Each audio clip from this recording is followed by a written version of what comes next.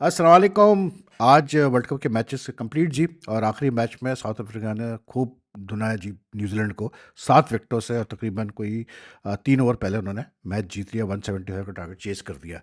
लेकिन मैच से पहले जो है ना मैं मतलब मैं बहुत इंजॉय करता हूँ यार। जब भी इंडिया पाकिस्तान का मैच होता है ना उससे पहले जिस किस्म के दावे होते हैं मैच से पहले डिफरेंट दोनों साइड से इंडिया से भी दावे हो रहे होते हैं। और मतलब प्लेयर्स के दावे में नहीं बात कर रहा हूँ, मैं बात कर रहा हूँ जो मतलब सोशल मीडिया पे यूट्यूबर्स फॉर्मर प्लेयर्स वगैरह इनकी मैं बात कर रहा हूँ। हमारी तरफ से भी बड़े दावे चल रहे होते हैं, अजीब अजीब स्टेटमेंट चल रहे होते हैं।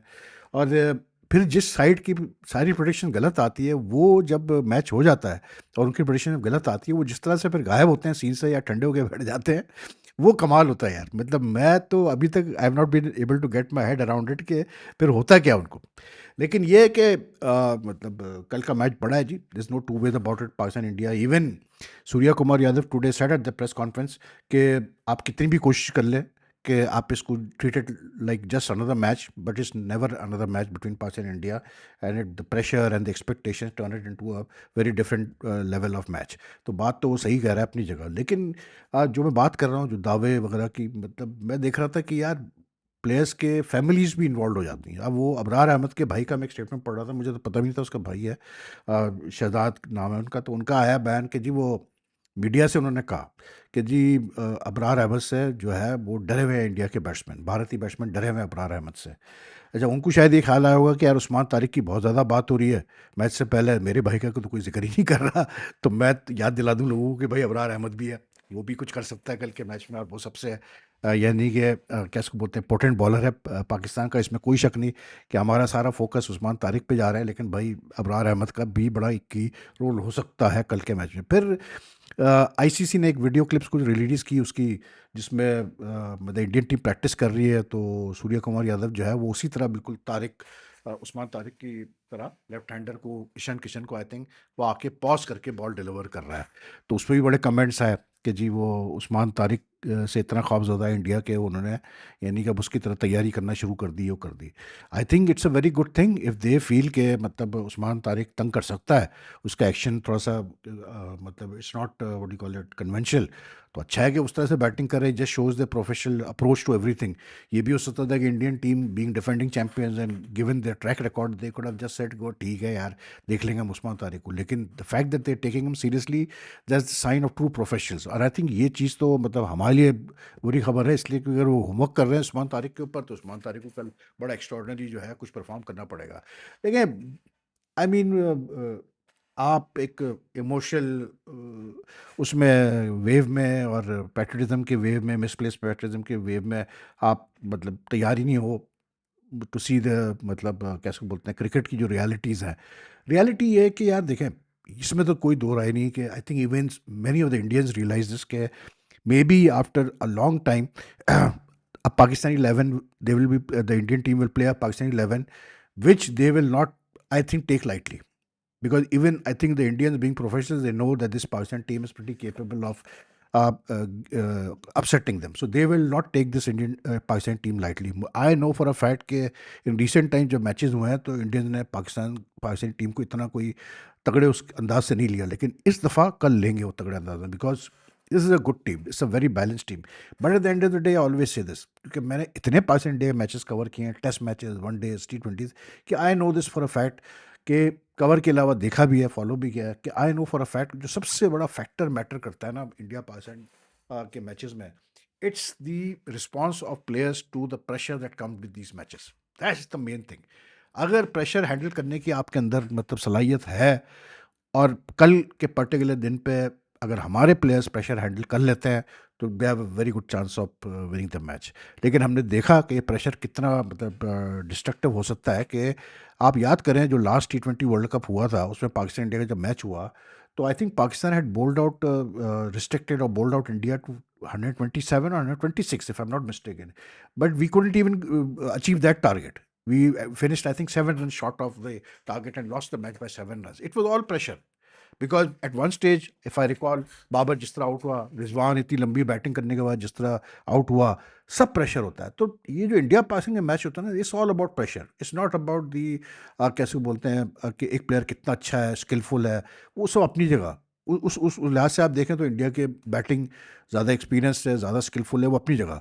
उनका इंटेंट भी मतलब T20 के हिसाब से, मॉडर्न डे T20 के हिसाब से हमसे ज़्यादा बेहतर है। लेकिन आई थिंक टुमारो प्रेशर कौन हैंडल करेगा, क्योंकि प्रेशर जिसने हैंडल कर दिया, जैसे एशिया कप फाइनल में हुआ, तिलक वर्मा ने प्रेशर हैंडल किया, और जब वो बैटिंग करता रहा despite getting out Surya Kumar Yadav, Abhishek and all, very Shubman Gill early in the power play, Pakistan उसको नहीं रोक पाया, उसने मैच जिता के छोड़ा फिर इंडिया को।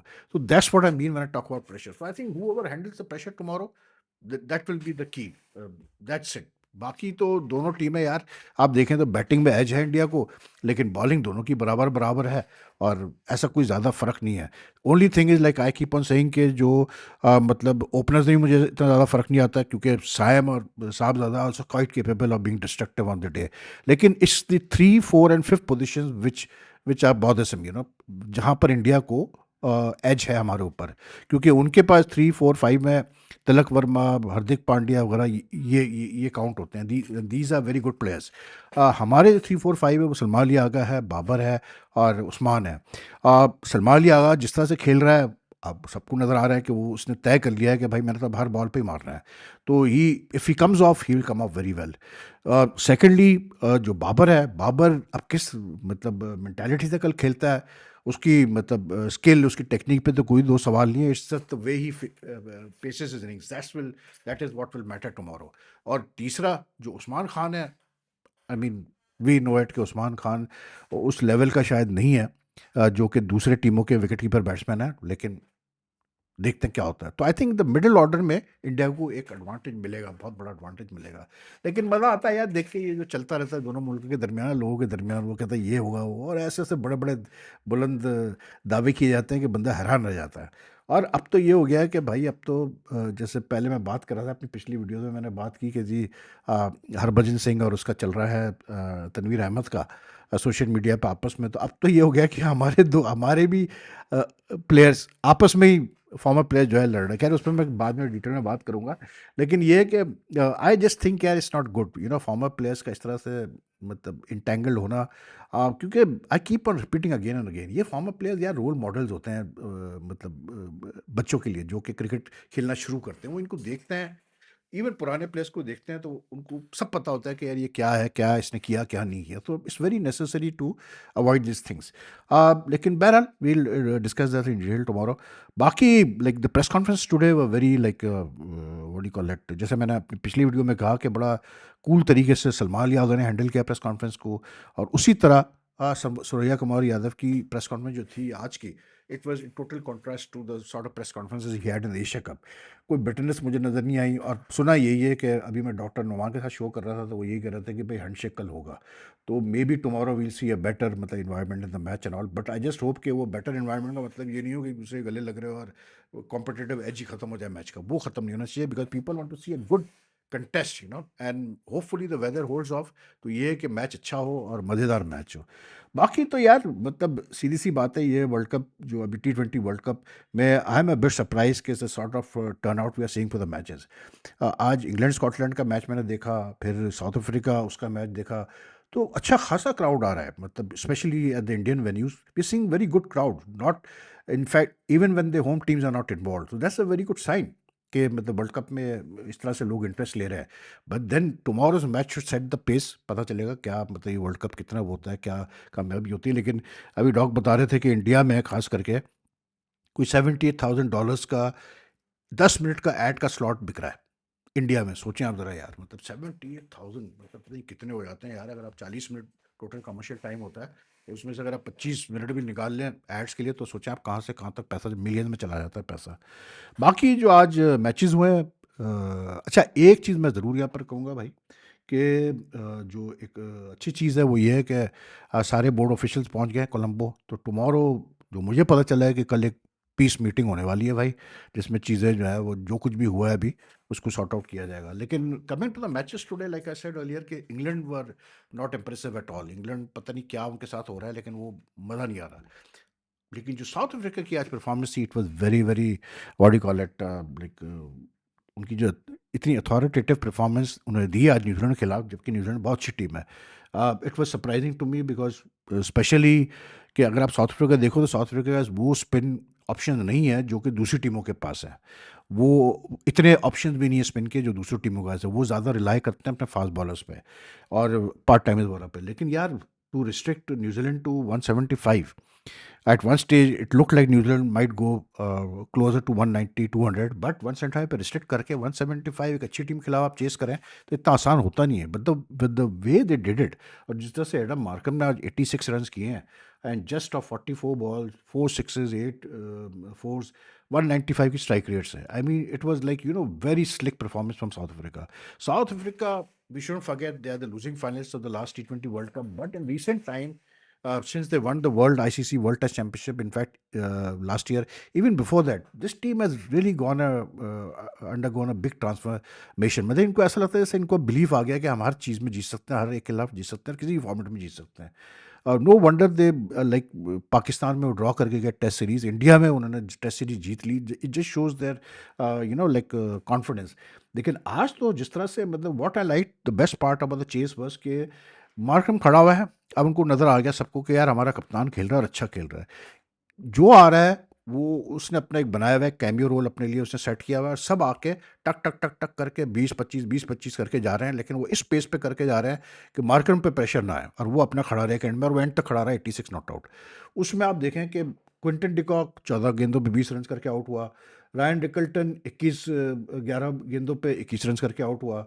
ब्रेविस 17 गेंदों पे 21 रन करके आउट हुआ, और एंड में जो है डेविड मिलर 17 गेंदों पे 24 नॉट आउट। तो सबकी अच्छी strike rates and like they just didn't let the pressure of New Zealand. और न्यूजीलैंड की बॉलिंग थोड़ी सी लाइक आज जेकब डफी को बहुत मार पड़ी है भाई। जेकब डफी को 3 ओवर में 50 रन पड़ गए, which is a lot. Santner ने एक्सपेक्टेडली अच्छी बॉलिंग की, लेकिन वही मैं कह रहा हूँ कि इन दोनों टीमों का थोड़ा सा मैं देखता हूँ तो एक तो न्यूजीलैंड के साथ प्रॉब्लम ये आ रही है कि वो माइकल ब्रेसवेल इंजर्ड है, तो वो खेल नहीं पा रहा है, तो उसकी वजह से इनको निशम को खिलाना पड़ रहा है। और निशम, मतलब उसकी बॉलिंग उस लेवल की नहीं है। कभी कभार तुक्के में चल जाती, लेकिन उसकी उस लेवल की नहीं है। लेकिन ये कि I was a bit surprise that because New Zealand couldn't take wickets today, तो they just struggle through out, and it was like very smooth. It was a good batting wicket. Due का भी इतना कोई, मतलब जो बैटिंग साइड के लिए तो कोई इतना कैसे बोलते हैं इशू नहीं था, लेकिन बॉलिंग साइड के लिए इशू नज़र आ रहा था आपको। तो good good, I think it's a very good win by what you call it south Africa. और मुझे समझ में ये नहीं आया कि साउथ अफ्रीका ने देखे इतना अच्छा होमवर्क किया हुआ था कि उनको पता था कि यहाँ ड्यू का फैक्टर आ सकता है अहमदाबाद पे, तो they elected to field first because they knew के will have, they decide to go for the chase. तो I think South Africa did the homework very well. New Zealand at one stage they were looking very good. मतलब हालांकि उनके दो जो है वो Finn Allen और साइफर्ट जल्दी आउट हुए, लेकिन उसके बाद भी उन्होंने जो है कैसे बोलते हैं अपना इसने रचिन रविंद्रा, ग्लेन फिलिप्स, ये भी नहीं चले। लेकिन in spite of that I thought when Chapman and Darrell Mitchell were batting it was like they were looking really good. Chapman खास करके आज जिस किस्म के कट शॉट्स खेल रहा था वो ऑफ द स्टंप्स, और जिस तरह से वो इतना कॉन्फिडेंट था। चैपमैन ज़्यादातर पाकिस्तान के खिलाफ ही जो है अपना बेस्ट सेव करता है, लेकिन आज he really played well for 48 of just 26 ball. फिर Darren Mitchell as usual was looking good, लेकिन डैरेन मिचेल ने बड़ा गंदा शॉट खेला यार, ऐसे क्रूशियल वक्त पे खेला कि आखिरी 3 ओवर रह गए थे और उसमें तो उसने 32 कर चुका था वो 24 बॉलों पे। उसके साथ आई थिंक उसका कप्तान बैटिंग कर रहा था, and he decided to like go straight मारे निगेटिव, और वो सीधा मतलब फील्डर के हाथ में चला गया बाउंड्री पे। ऋषभ ने एंड में 15 गेंदों पे 23 किए, लेकिन 175 पे फाइट हो सकती थी, लेकिन कर नहीं पाया न्यूजीलैंड। तो anyway, these two teams look like they will be in the super 8, तो देखते हैं क्या होता है क्या नहीं होता। तो बाकी इंग्लैंड स्कॉटलैंड से जीत गया। कल मैचेस अच्छे हैं भाई। कल वेस्ट इंडीज़ नेपाल का पहला मैच बहुत मज़े का होगा। देखते हैं कि नेपाल ने जो गदर मचाया था इंग्लैंड के खिलाफ, और उसके बाद जिस तरह से वो बैठे हैं मतलब इटली के खिलाफ, कल कैसा खेलते हैं वो नेपाल। लेकिन बहुत सारे लोगों का ख्याल ये है कि लाइक ये अच्छा वो रहेगा, कंटेस्ट रहेगा। बाकी फिर पाकिस्तान इंडिया का मैच है। लेकिन एक चीज़ मैं कह दूं भाई कि इतना ज़्यादा हाइप हुआ हुआ है उस्मान तारिक के ऊपर, पाकिस्तानी स्पिनर्स के ऊपर, कि आई जस्ट होप यार that the guy can handle the pressure, because when you create so much hype around a bowler, वो जब आएगा खेलने के लिए 35,000 क्राउड के सामने, उसको पता है बिलियंस आई बॉल देख रही है मुझे टीवी स्क्रीन पे, स्ट्रीमिंग पे, तो I just hope he can sustain the pressure, that's all. क्योंकि like I keep on saying, like because मैं तो क्रिकेट फॉलो करता हूँ, तो मुझे पता है कि इसको मार पड़ती है तो मार पड़ती है इसको भी। तो let's just see what happens tomorrow, but he just has to hold his nerves, वरना तो फिर बुराई आएगी। तो एनीवे, यू टेक केयर। आपको वीडियो पसंद है लाइक एंड शेयर कीजिएगा। आपसे फिर कल मुलाकात करेंगे throughout the day. And you can leave your comments as well, your comments are welcome. अल्लाह हाफिज़ जी।